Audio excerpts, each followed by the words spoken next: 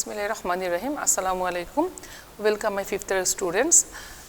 Welcome you all in your today's Gynae online lecture. Yesterday, last day we have discussed about the clinical manifestation, types of fibroid, what is fibroid, its growth pattern and some physiology and pathological pattern of fibroid and diagnosis also. Today, we will discuss about the complications and the management of fibroid. I have already discussed you that fibroid is a very important topic for all of you, because it is the most common benign tumor of the uterus. So, let us come to the point. Today, we will complication of fibroid.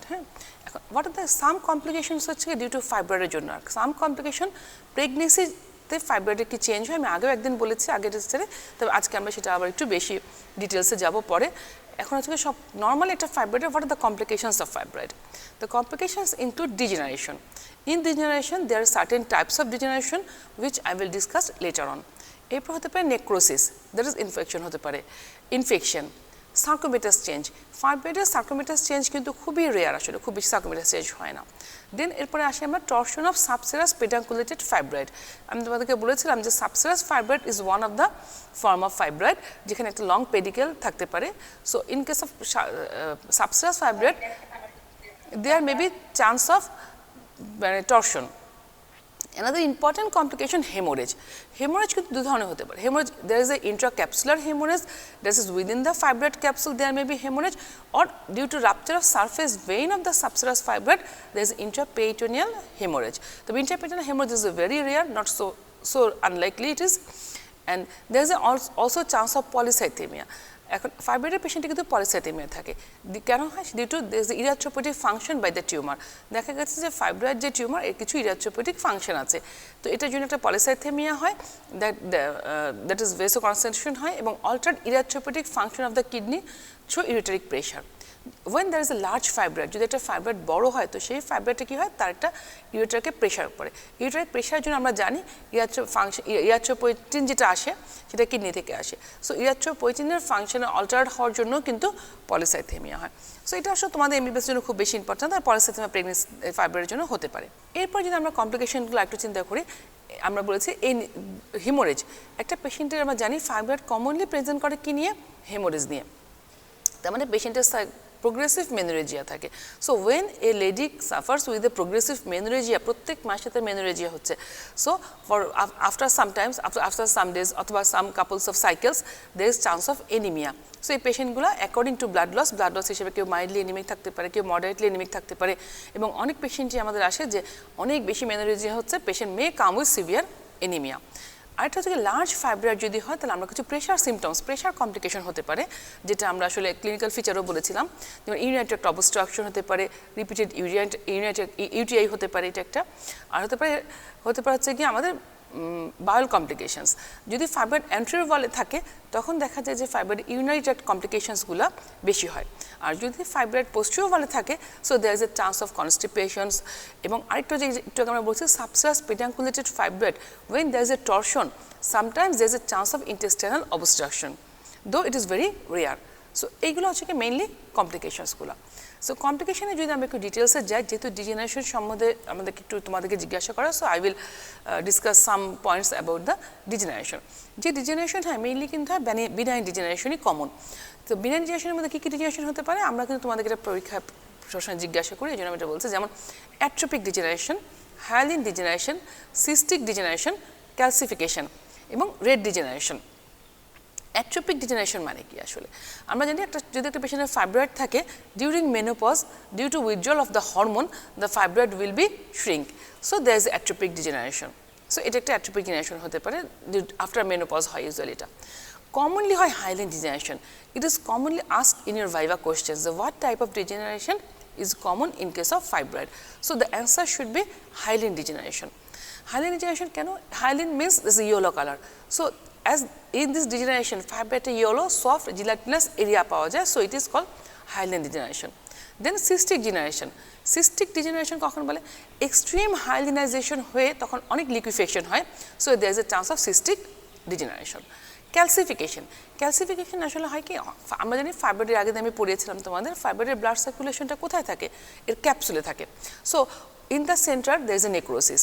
So এই জন্য হয় কি অনেক দিন দেখা যায় circulatory ডিপ্রাইভেশনের জন্য ওখানে হয়তো বা কোনো কোনো এরিয়া ক্যালসিয়াম কার্বনেট এবং ক্যালসিয়াম ফসফেট ডিপোজিশন হয়, ক্যালসিফিকেশন এরিয়া থাকে। অনেক ক্ষেত্রে কিন্তু আল্ট্রাসোনোগ্রাফির ওরা বলে যে in case of there is A fibroid there is A calcification.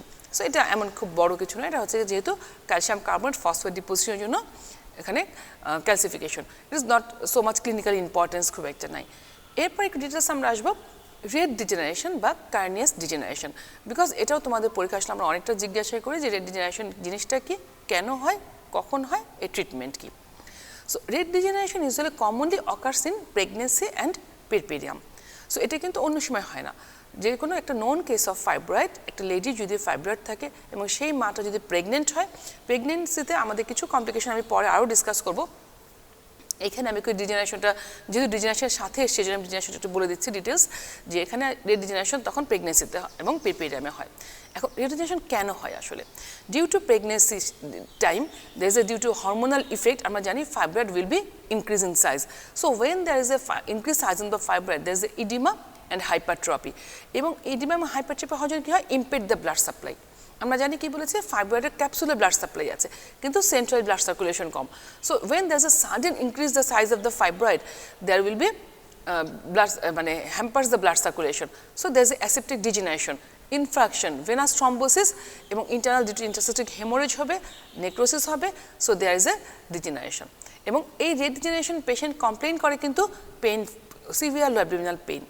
So when a patient, যদি একটা লেডি প্রেগনেন্সি থাকে এবং প্রেগনেন্সিতে যখন ফাইব্রয়েড থাকে, নোন কেস অফ ফাইব্রয়েড, আমাদের কাছে যদি আসে যে severe abdominal pain with vomiting, পেশেন্টের থাকে অ্যাবডোমিনাল পেইন এবং ভমিটিং নিয়ে আসে অনেক patient. So we can suspect that this is A case of red degeneration. But important things is that এটা কিন্তু কোনো সার্জিক্যাল ম্যানেজমেন্টের দরকার নেই, এটা most timely it is conservative treatment. Conservative আমরা কী করবো, পেশেন্টকে কাউন্সেলিং করবো, রিঅ্যাসুরেন্স করবো এবং we will admit the patient, আমরা পেশেন্টকে হসপিটালে অ্যাডমিশন হতে বলবো, বেড রেস্টে রাখবো, এবং যেহেতু পেইন থাকে সিভিয়ার পেইন, সো অ্যানালজেসিক, এবং এই ক্ষেত্রে যে অ্যানালজেসিকগুলো আছে আমাদের অনেক পোটেন্ট, যেমন ওপিওয়েড অ্যানালজেসিক, মরফিন, প্যাথিডিন, এগুলো খুব সেফ, আমরা সাধারণত প্যাথিডিন দিই, অথবা আমরা ট্রামাডল হাইড্রোক্লোরাইড দিতে পারি, ওপিওয়েড অ্যানালজেসিক্স যেহেতু সিভিয়ার পেইন থাকে, এবং পেশেন্ট যেহেতু ভমিটিং নিয়ে আসে আমরা অ্যান্টিএমেটিক drugs. So hospitalization, maintenance the hydration, give antiemetic drugs and give analgesics.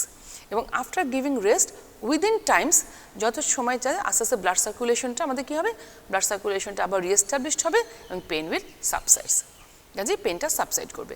এখানে পেশেন্ট কাউন্সেলিং খুবই ইম্পর্টেন্ট। পেশেন্ট অনেক সময় দেখা যায় অনেক পেন থাকে তো পেশেন্ট অনেক অস্থির হয়ে যায়, যে within times the pain will subsides. তবে একটা কমপ্লিকেশন হতে পারে এই ডিজেনারেশনে, patient may results in preterm labour. এই পেশেন্টগুলো ব্যথার জন্য কিন্তু অবশ্যই প্রিটার্ম লেবার স্টার্ট হতে পারে। So in that cases we can give the antispasmodic drug, during this time we can also give the tocolytic drugs. Tocolytic drugs আমরা use করতে পারি যে প্রিটার্ম লেবারটাকে প্রিভেন্ট করার জন্য। এরপর আছে আমি বলেছি এটাকে ম্যালিগনেন্ট চেঞ্জ। ম্যালিগনেন্ট চেঞ্জ কিন্তু বলেছি ফাইব্রয়েডে খুবই কম হয়, এটাকে বলা হয় সার্কোমেটাস চেঞ্জ। আমরা সবাই জানি ফাইব্রয়েডের নাম কি, ফাইব্রোমায়োমা অথবা leiomyoma. So when there is a malignant transformation, এটার নামটা তখন তাহলে কী হবে, ফাইব্রোমায়োসার্কোমা। সো এটাকে বলা হয় ফাইব্রোমায়োসার্কোমা।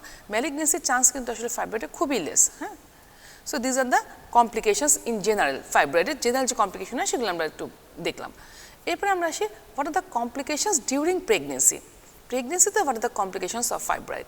প্রেগনেন্সিতে ফাইব্রয়েডে কী কমপ্লিকেশন হয়, একটা আমরা আগেই বলেছি কী হয়েছে, ফাইব্রয়েড থাকলে কি পেশেন্ট সহজে প্রেগনেন্সি হবে, দের is a chance of infertility. So একটা হচ্ছে ইনফার্টিলিটিও, আমি এর আগে একটা কমপ্লিকেশন, নর্মাল ফাইব্রয়েডের কমপ্লিকেশন একটা ছিল আমাদের ইনফার্টিলিটি। এখন ইনফার্টিলিটি থাকতে পারে, অর্থাৎ প্রেগনেন্স হয়ে গেল, তখন তার কী হবে, কিছু কমপ্লিকেশন আছে অ্যান্টিনেটাল, কিছু আছে ইন্টারনেটাল, কিছু আছে পোস্টনেটাল। ডিউরিং অ্যান্টিনেটাল পিরিয়ড একটা হচ্ছে দের is a chance of ectopic pregnancy, যদি এটা খুব কম, তো বোধহয় সাইটের জন্য সময় যদি না আসতে পারে একটু প্রেগনেন্সি হতে পারে। দের is a chance of miscarriage.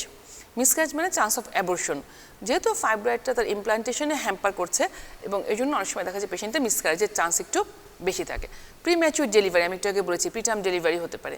Placenta praevia, abruptio placenta, IUGR, red degeneration, anaemia, unstable life. So these are the antenatal complications during pregnancy due to fibroid. So এই কমপ্লিকেশন আমাদের কিন্তু অ্যান্টিনেটাল পিরিয়ডে হতে পারে, যেটা ফাইব্রয়েডের পেশেন্ট যদি প্রেগনেন্সি হয়।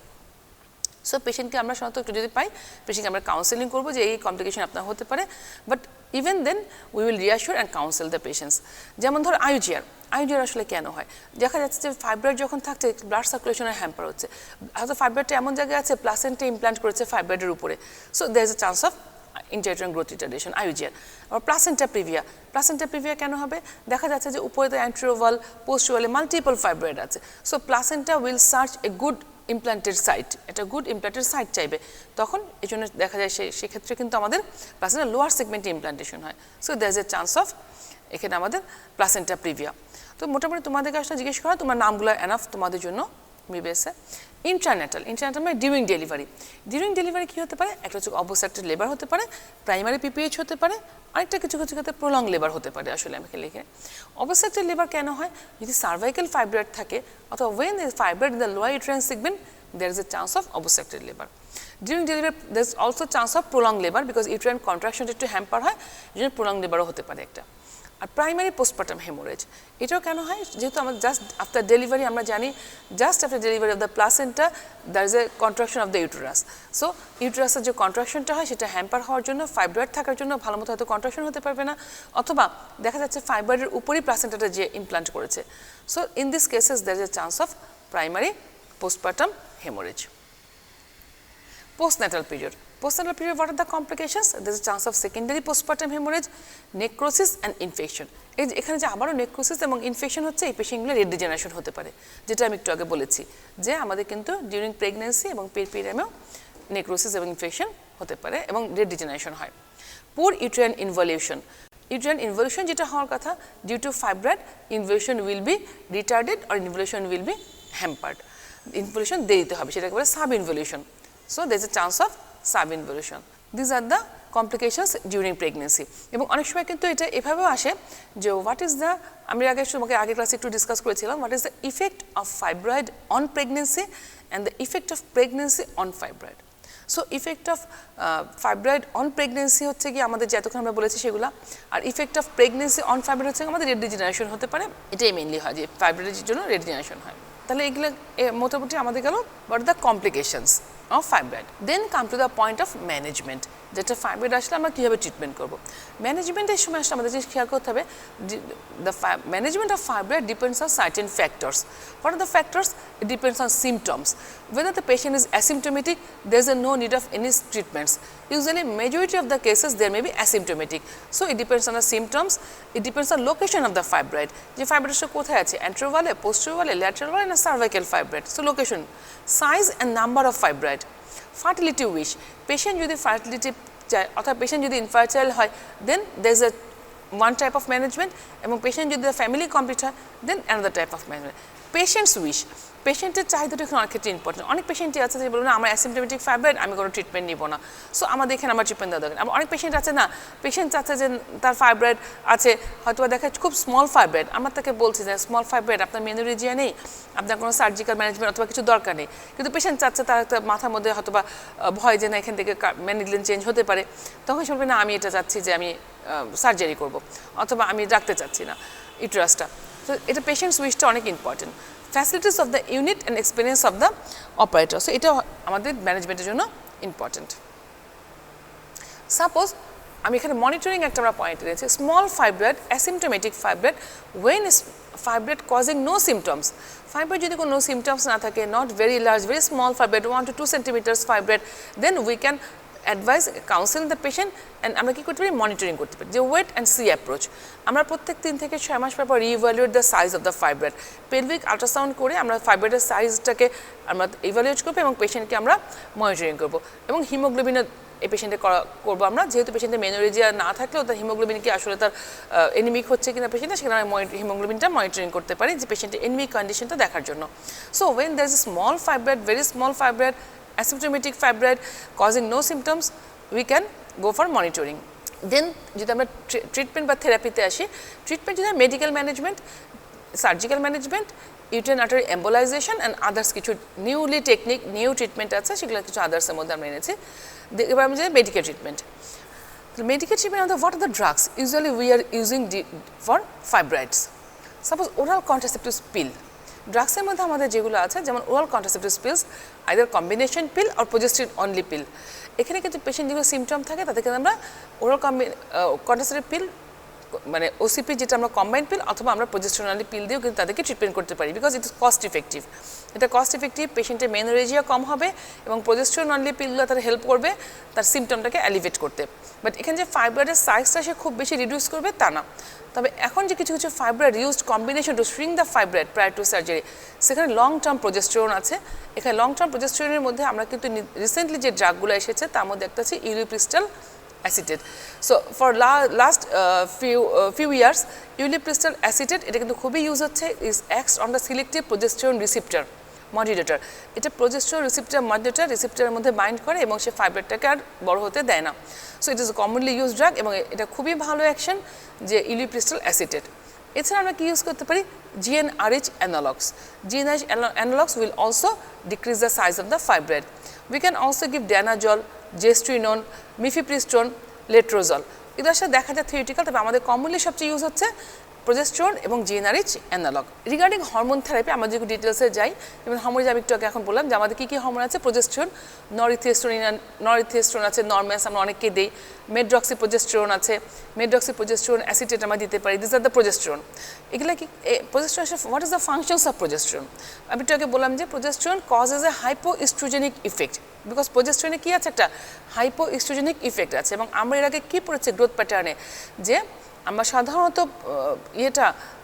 টিউমারটা কি, টিউমার হচ্ছে গিয়ে fibroid is a oestrogen dependent tumour এবং এই জন্য এটা প্রেগনেন্সিতে দেখা যাচ্ছে ফাইব্রয়েড সাইজ ইনক্রিজ করছে। সো এটা গোনাডোট্রপিন হরমোন সিক্রেশন থেকে রিলিজ করবে এবং একটা হাইপো ইস্ট্রোজেনিক ইফেক্ট থাকার জন্য এবং কিছু ডাইরেক্ট অ্যান্টি ইস্ট্রোজেনিক ইফেক্টের জন্য ফাইব্রয়েডের সাইজটা অনেক সময় কম করবে এবং পেশেন্টের মেনোরেজিয়াটাকেও তাকে মানে সিমটম ফ্রি করবে। এটা একটা। আরেকটা আছে gonadotropin releasing hormone analogue. Gonadotropin releasing hormone analogue এটা কিন্তু খুবই বেশি ইউজ করা হচ্ছে আমাদের GnRH অ্যানালগ যেটা আমরা বলছি। This also causes hypoestrogenic state, because যেমন ধরো আমাদের প্রজেস্টেরন কী করছে, প্রজেস্টেরন কিন্তু মানে GnRH অ্যানালগের মাধ্যমে হাইপোস্ট্রোজেনিক স্টেট করছে, আর GnRH অ্যানালগ যে ইঞ্জেকশনগুলো পাওয়া যায় সেগুলো কিন্তু ডাইরেক্টলি কজেস হাইপোস্ট্রোজেনিক স্টেট, যেমন এন্ডোমেট্রিও এবং অন্যান্য বিভিন্ন কারণে আসলে ইউজ করা হয়, সেটা আমাদের কথা নেই। তবে একটা জিনিস মনে রাখতে হবে, আমরা যখন গোনাডোট্রপিন রিলিজিং হরমোন অ্যানালগ দিব এটা কিন্তু শ্রিঙ্ক করবে পার্মানেন্টলি না, this has a transient effect. So this has a transient effect, যে সাধারণত আমরা খুব বেশি সময়ের জন্য দিতেও পারি না, সেভারাল সাইকেল ইউজুয়ালি আমরা 3 মান্থসের জন্য দিই। সো এটা আমরা 3 মান্থস পরে দেখা যায় ফাইব্রয়েড অনেক শ্রিঙ্ক করে, near about 50 to 60% size of the fibroid will be decrease, but the side effect is that after stoppage the drug again fibroid will B size of the fibroid will be increase, আবার কিন্তু ফাইব্রয়েডের সাইজটা increase করবে। So এগুলো বেশিরভাগই আসলে আমাদের, যেমন আমরা GnRH অ্যানালগটা আমরা কখন দিব, অনেক সময় দেখা যায় যে একটা সার্জারির আগে হয়তো there is a large fibroid, big fibroid, so complication will be much more, অথবা we plan for a myomectomy, but as there is a big fibroid there may be chance of bleeding is more. So in that cases we can give GnRH analog for 3 to 4 months, 3 to 4 cycles to reduce the size of the fibroid. So when there is reduction of the size of the fibroid, the surgery will be easier and blood loss will be less. So এটা একটা আছে। তবে GnRH analog there is some side effect, যেহেতু এটা menopause করছে, so post menopausal symptoms will be much মোর পেশেন্টের এবং chance of osteoporosis, এই জন্য কিন্তু আমরা লং টার্ম ইউজ আসলে করি না, যেহেতু পোস্ট মেনোপজাল সিমটম এবং অস্টিওপোরোসিসটাকে আমরা প্রিভেন্ট করার জন্য। এটা একটা। এবং কিছু কিছু ক্ষেত্রে অনেক সময় হঠাৎ করে ফাইব্রয়েড শ্রিঙ্ক করার জন্য কিন্তু পেশেন্টের পেলভিক অনেক সময় লোয়ার অ্যাবডোমিনাল পেইন হয়, এই জন্য অনেক সময় GnRH অ্যানালগ দিয়ে পেশেন্ট কিন্তু কমপ্লেন করে যে আমার পেইন হচ্ছে, পেইন থাকতে পারে পেশেন্টের।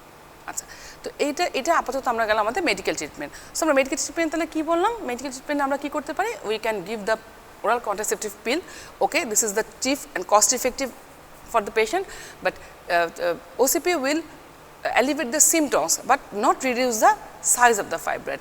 But another drugs যেমন progesterone, ulipristal acetate, new progesterone কিছু এসেছে আমাদের, অ্যান্টি প্রজেস্টেরন, যে progesterone selective progesterone receptor modulator দিয়ে এটা কাজ করে।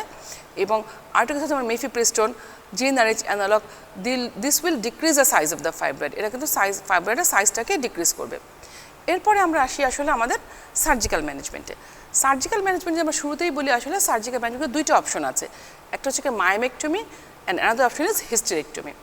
সো আমরা যদি মায়োমেক্টমিতে যাই তাহলে মায়োমেক্টমি আসলে কখন কখন আমরা করব, মায়োমেক্টমি কখন কখন ইন্ডিকেটেড, সলিটারি পেডাঙ্কুলেটেড মায়োমা, হয়তো একটা সলিটারি আছে পেডাঙ্কুলেটেড মায়োমা, সেক্ষেত্রে আমরা করতে পারি। এবং মায়োমেক্টমি ডিপেন্ড করবে আমাদের নেচার, লোকেশন অফ দ্য মায়োমা, কোথায় মায়োমাটা আসলে আমাদের আছে। সেই মায়োমেক্টমিকে আমাদের ইনফার্টিলিটি করছে, পেশেন্টকে কোনো তার ফার্টিলিটিতে হ্যাম্পার করছে কি না সেটার উপর ডিপেন্ড করে করবো আমরা। হ্যাঁ, অনেক সময় দেখা যায় মায়োমা কজিং রিপিটেড প্রেগনেন্সি লস, যে আমাদের মায়োমার জন্য দেখা যায় পেশেন্ট প্রেগনেন্সি হচ্ছে কিন্তু তার রিপিটেড প্রেগনেন্সি লস হচ্ছে, তখন আমরা মায়োমেক্টমিতে যাই আসলে। এবং পেশেন্ট যখন চায় যে তার family is not complete, so you have a multiple fibroid, but patient wants for child or fertility issue is important, so we will go for myomectomy এগুলোর ক্ষেত্রে।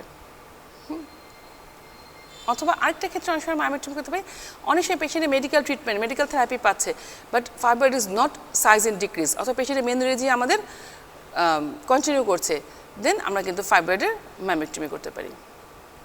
এখন মায়োমেক্টমি আসলে কয় ধরনের মায়োমেক্টমি আছে দেখো, আমরা কিন্তু ওপেন মায়োমেক্টমি করতে পারি, that's after laparotomy we can give myomectomy, we can do laparoscopic myomectomy, this is well popular nowadays because all the surgeries in gynaes now are converted to laparoscopic, so laparoscopic myomectomy can be available, and vaginal myomectomy অনেক সময় বিভিন্ন দেশে করা থাকে, vaginal myomectomy করতে পারি।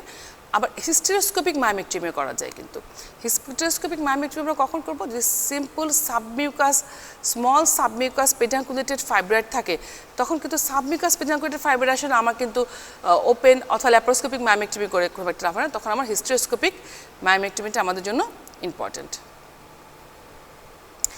এরপরে আসলে আমাদের মায়োমেক্টমি বলতে গেলে আমরা আসলে আমাদের একটা কিছু জিনিস চিন্তা করতে হয়, যেমন মায়োমেক্টমি যে কোনো পেশেন্টের আসলে মায়োমেক্টমি করার আগে পেশেন্টের কাউন্সেলিংটা আমাদের খুবই ইম্পর্টেন্ট, বিকজ আমরা এটা প্রায় তোমাদের পরীক্ষাও জিজ্ঞাসা করে থাকি যে মায়োমেক্টমি কাদের করবে, কখন করবে এবং কী বলে নেবে।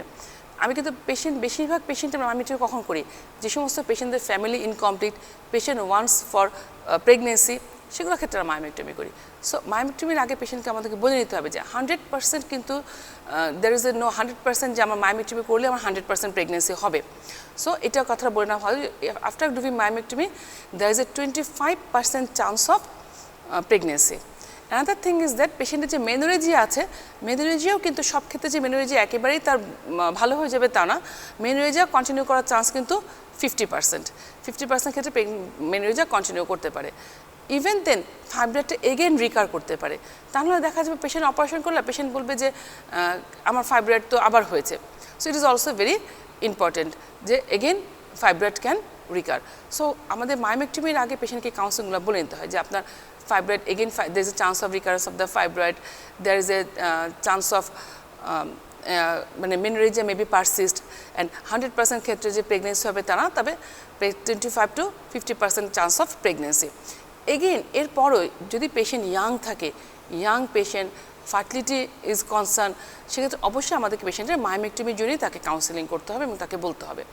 আরেকটা জিনিস, ডিউরিং অপারেশন পেশেন্টকে বলতে হবে আমাদের যে during operation there is a chance of severe bleeding. যদি এখন আসলে আমরা অনেক ধরনের ড্রাগ ইউজ করাতে আগে যেরকম অনেক ব্লিডিং হতো, এখন কিন্তু মায়োমেক্টমির অনেক নিউ টেকনিক অথবা নিউ ড্রাগস ইউজের জন্য আমাদের মায়োমেক্টমি ব্লিডিংটা কম হয়। Even then there is a during operation there is a chance of severe bleeding হতে পারে, এবং হয়তো পেশেন্টের এত ব্লিডিং হচ্ছে যে জন্য আমাদের হিস্টেরেক্টমি লাগতে পারে। সো এই কাউন্সেলিংটা কিন্তু পেশেন্ট আমাদেরকে বলে নিতে হবে। এবং মায়োমেক্টমি করার আগে পেশেন্টের অবশ্যই আমরা হাজব্যান্ডের সিমেন অ্যানালাইসিসটা করে নিব, যেহেতু তার ফার্টিলিটি কনসার্ন, এবং ব্লাড অ্যারেঞ্জ করে রাখবো। মিনিমাম যদি আমি মায়োমেক্টমিতে যাই, depends on the size of the fibroid. আমার যদি অনেক বড় ফাইব্রয়েড হয় তাহলে আমি 2 ইউনিটস ব্লাড, অথবা স্মল ফাইব্রয়েড হলে নাও লাগতে পারে, অথবা 1 ইউনিট ব্লাড লাগতে পারে, ডিপেন্ডস অন দ্য মানে number and size of the fibroid আমাদের ব্লাডটা আমরা অ্যারেঞ্জ করে রাখবো। অবশ্যই ব্লাড ট্রান্সফিউশন লাগতে পারে, পেশেন্টকে এটা বলে নিতে হবে।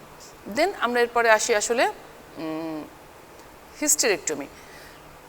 Hysterectomy, when hysterectomy is indicated, আসলে কখন আমরা একটা পেশেন্টের হিস্টেরেক্টমি করব। হিস্টেরেক্টমি যদি ইন্ডিকেটেড হয় কখন, rapid enlargement of the uterus, আমরা মনে করছি যে ফাইব্রয়েড খুব র্যাপিডলি ইনক্রিজ করছে ফাইব্রয়েডটা, অথবা abdominal uterine bleeding, irregular pervaginal bleeding. Fibroid কিন্তু মেনোরেজিয়া করে, কিন্তু কিছু কিছু ক্ষেত্রে যেমন সাবমিউকাস ফাইব্রয়েড এবং fibroid sometimes causes metrorrhagia, so এগুলোর ক্ষেত্রে আমাদের হিস্টেরেক্টমি করতে হতে পারে। ইউটেরাইন গ্রোথ আফটার মেনোপজ, দেখা যাচ্ছে যে ফাইব্রয়েড ছিল কিন্তু মেনোপজের পরও ফাইব্রয়েড কী হয়ে যাওয়ার কথা, আমরা পড়েছি অ্যাট্রোপি হয়ে ছোটো হয়ে যাওয়ার কথা, বাট ইভেন দেন আফটার মেনোপজে যদি ফাইব্রয়েড পারসিস্ট করে এবং ফাইব্রয়েডটা বড় হতে থাকে তাহলে অবশ্যই আমাদের হিস্টেরেক্টমি এখানে ইন্ডিকেটেড। এবং যে সমস্ত পেশেন্ট দেখা যাচ্ছে যে তার ফ্যামিলি কমপ্লিট অথবা এজ 40-45 ইয়ার্স এবং শি ওয়ান্টস যে না আমি তাহলে মাইমেক্টমি যেমন I will go for definitive surgery hysterectomy, অথবা অফকোর্স যে মেডিকেল ম্যানেজমেন্ট, যে পেশেন্ট যদি ফেইল্ড মেডিকেল ম্যানেজমেন্ট হয় এবং পেশেন্ট দেখা যাচ্ছে মেডিকেল ট্রিটমেন্ট সে অনেক বছর পেয়েছে, now she want for his operation now, so in that cases we will can do hysterectomy. So এগুলোর ক্ষেত্রে আমাদের কিন্তু হিস্টেরেক্টমির দরকার। এবং হিস্টেরেক্টমিতে ক্ষেত্রে আরেকটা জিনিস খেয়াল করতে হবে যে পেশেন্ট কিন্তু অনেক সময় হিস্টেরেক্টমির পরে একটা জিনিস বলে যে হিস্টেরেক্টমি আমি তো আমাদের ফাইব্রয়েডটা ফেলে দেবো হিস্টেরেক্টমি হয়ে যাবে, তো পরবর্তীতে আমার কী কী কমপ্লিকেশন হতে পারে, এটা আসলে আমরা যে কোনো হিস্টেরেক্টমির ক্ষেত্রে কিন্তু বলে থাকি যে এক্ষেত্রে আপনার শুধুমাত্র আপনার রেগুলার যে সাইকেল বা পিরিয়ড সেটা হবে না এবং আপনার কিন্তু আর প্রেগনেন্সি হবে না, তবে এছাড়া সাধারণত আপনার হিস্টেরেক্টমিতে খুব একটা অন্য কোনো কমপ্লিকেশন আপনার হবে না।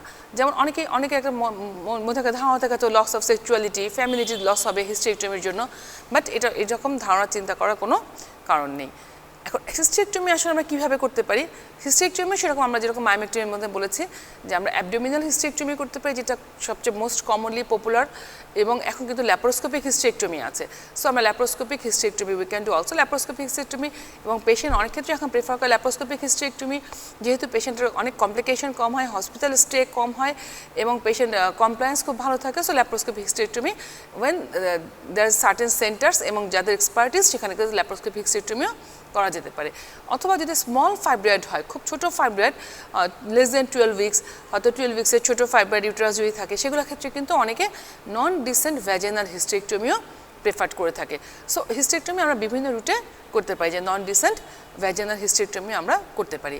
আবার ল্যাপারোস্কোপি যেটা আমি বললাম, ল্যাপারোস্কোপিরও কতগুলো ভাগ আছে, যেমন এখানে আমরা টোটাল ল্যাপারোস্কোপিক হিস্টেরেক্টমি করা যায়, অথবা আমরা যে LAVH বা ল্যাপারোস্কোপিক অ্যাসিস্টেড ভ্যাজিনাল হিস্টেরেক্টমিও করা যায়। সো দিস আর দ্য মানে এগুলো হচ্ছে হিস্টেরেক্টমির পার্টগুলো আমি বললাম যে হিস্টেরেক্টমিতে আসলে আমরা কয়ভাবে কীভাবে করতে পারি।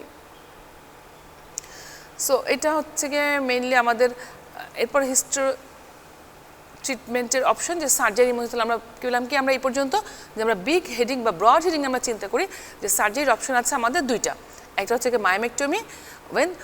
What do you mean by myomectomy? Only the remove the myoma. Uterus will be intact. Myomectomy আমরা কাদেরকে করব? Young patient, family incomplete, there is fertility is deserved, অথবা if patients want for myomectomy not to sacrifice her uterus, and when there is a after medical treatment that patient symptoms will not symptoms still persist, সেগুলো ক্ষেত্রে আমরা করতে পারি।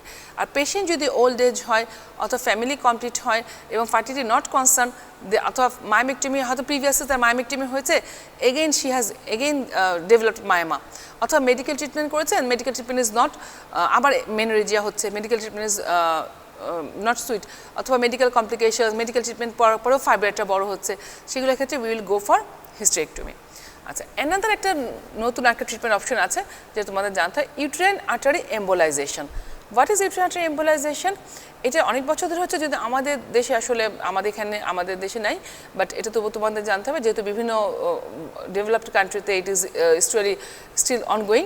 So uterine artery embolization, some embolic particle in the wide laser দিয়ে তারা embolic particles কিছু আছে সেটা এক্সরের মাধ্যমে তারা কিন্তু ওই যে ব্লাড ভেসেলসগুলো আছে, সাপ্লাইড ব্লাড ভেসেলস, সেগুলোর মধ্যে আমরা দিয়ে এম্বোলাইজেশন করে দেওয়া হয়, মানে ভেসেলসটাকে আমাদের বন্ধ করে দেওয়া হবে। তখন ফাইব্রয়েড কী করবে? ফাইব্রয়েড যদি তার সাপ্লাই না পায়, ব্লাড সার্কুলেশন না পায়, তখন সাপ্লাই কী হবে? আস্তে আস্তে fibroid volume will be decreased.